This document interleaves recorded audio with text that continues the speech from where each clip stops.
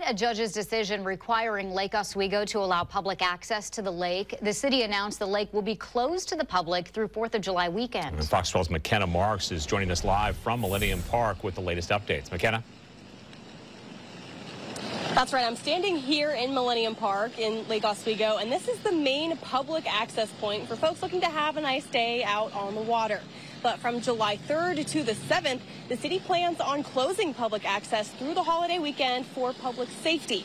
But here's the catch. Members of the Lake Oswego Corporation who live around the lake, well, they'll still have private access to the water.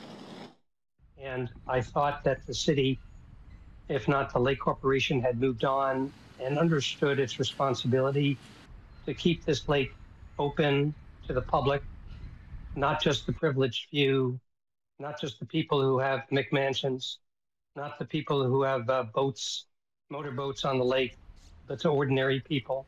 In November of 2024, a Clackamas County Circuit Court judge ruled that the city of Lake Oswego must allow public access to the lake. The decision marked the end of a 12-year-long lawsuit filed by plaintiffs Mark Kramer and Todd Prager. But now the city announced on its website that access to the lake from Lower Millennium Plaza Park will be closed from the evening of July 3rd through the morning of July 7th for public safety. But plaintiff Todd Prager says this is just another excuse to keep the public out of Oswego Lake. These are the same excuses that have been made throughout this litigation about public safety and those kind of overblown concerns, which is not really valid and is what we've been hearing over and over again. So I'm not buying that argument.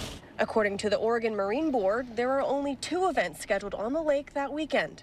Fox 12 obtained a copy of the permits for those 2 events, which are a nighttime 4th of July fireworks show and an all-day celebration on the lake on July 6th. While some restrictions for holiday events can be reasonable, Kramer says there's no reason to block public access through the entire holiday weekend. This is a public resource. It ought to be open to the public, and the restrictions that the city is imposing is just discriminatory and violates the law. Many of the homeowners who live along the lake are members of the Lake Oswego Corporation.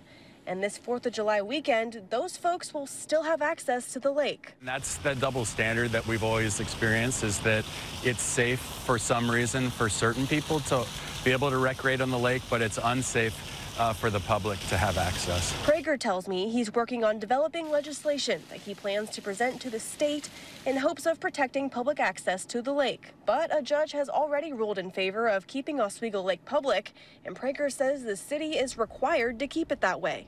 This is a statewide public resource. It's not the city's lake. It's not the Lake Corporation's lake. It's for all Oregonians. Kramer says he's been talking with his lawyer about taking future legal action against the city. I reached out to both the city and the Lake Oswego Corporation for a comment on this story, but have not yet received a response. Reporting live from Lake Oswego, McKenna Marks, Fox 12 Oregon.